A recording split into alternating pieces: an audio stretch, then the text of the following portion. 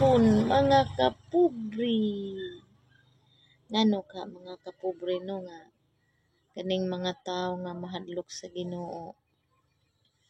Mahadlok man gid ta permente mga kapobre no. Maabot man nato ang tagumpay, mabigo man ta. Magpanghadlok lang gihapon ta mga kapobre kay ana nakamit nato ang tagumpay niya. Maghuna-huna gihapon ta nga matay gisulayan raman siguro ta ani sa Ginoo no, mahimong ugma o sunod adlaw unsang oras bawion niya tanan. Ug magbigo po ta mga kapobre, magulang gihapon ta kay siyempre walang-wala gid na mga kapobre.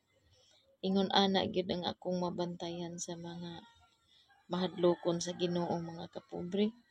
Pero katong way kahadlok mga kapobre, akandos gid na mga kapobre, bisan pag kinsay masagasaan diha, makasapi lang siya mga kapobre, pait na gid na niya mga kapobre, pero dili gid ta ana mga kapobre ha.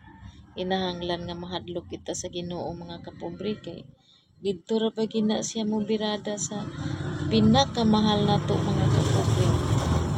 Dito lang muna ako mga kapobre. Maayong